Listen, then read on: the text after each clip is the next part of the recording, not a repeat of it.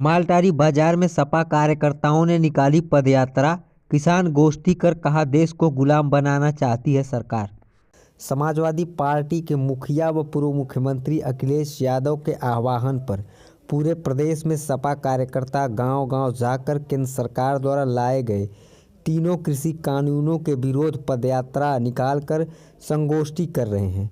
आज सगड़ी तहसील के सरायसागर मालटारी बाजार में समाजवादी पार्टी के नेताओं और कार्यकर्ताओं ने पदयात्रा निकाली और सरकार विरोधी नारे लगाए।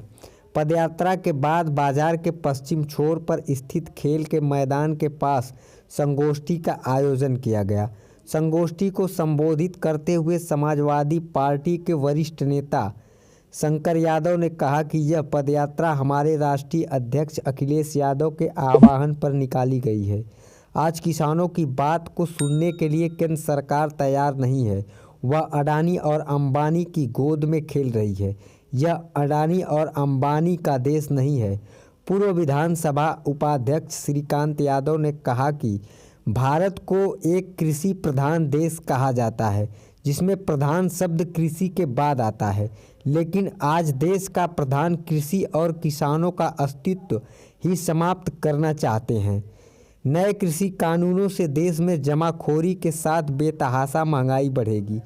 नया कृषि कानून देश को गुलामी के रास्ते पर ले जाएगा।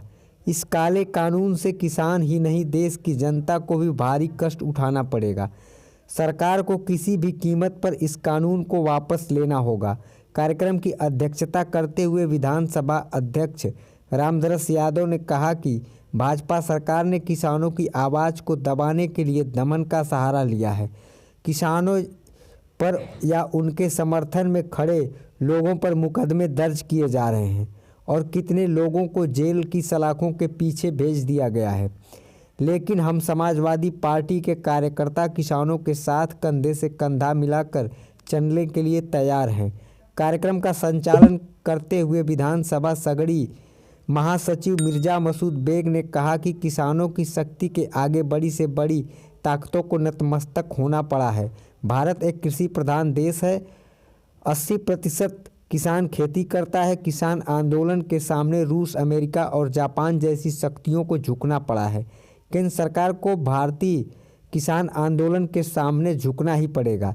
जब तक सरकार किसान बिल वापस नहीं लेगी, तब तक समाजवादी पार्टी किसान आंदोलन को आगे निरंतर चलाती रहेगी। अंत में कार्यक्रम के संयोजक सरायसागर मालटारी से महाप्रधान राजेश यादव ने सभी का आभार व्यक्त करते हुए कहा कि आज देश का किसान परेशान है, लेकिन उनकी सुनने वाली सरकार नहीं है। यह पूंजीपतियों के हाथों की कठपुतली बन चुकी है। जब तक किसान बिल वापस नहीं होगा, तब तक हम लोग आंदोलन करते रहेंगे। इस दौरान पदयात्रा और संगोष्ठी कार्यक्रम में ओम प्रकाश राय उपाध्यक्ष, सूर्यनाथ यादव, ओम प्रकाश यादव, बालचंद कुशवाहा, हरिमोहन मौर्य, शाहब सिंह पटेल, मान सिंह पटेल, हरिकेश यादव, हरिशंकर यादव आदि सैकड़ों लोग उपस्थित रहे।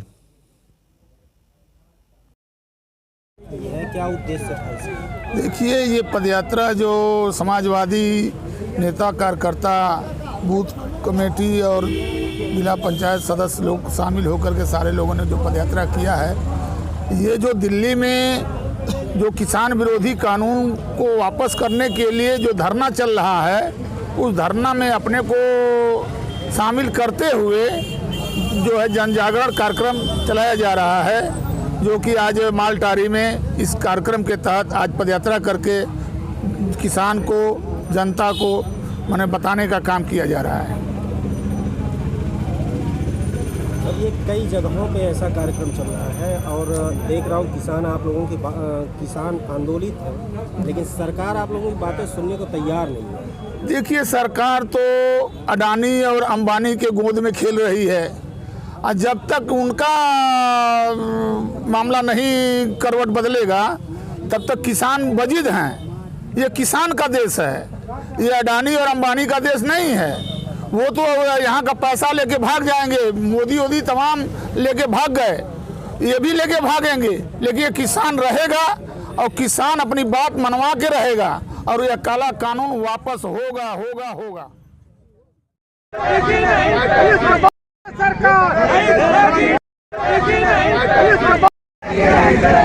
विरोधी ये सरकार नहीं चलेगी, नहीं चलेगी, चलेगी नहीं चलेगी। नौजवान विरोधी ये सरकार नहीं चलेगी, नहीं चलेगी। नौजवान विरोधी ये सरकार नहीं चलेगी, नहीं चलेगी। किसान विरोधी ये सरकार नहीं चलेगी, नहीं चलेगी।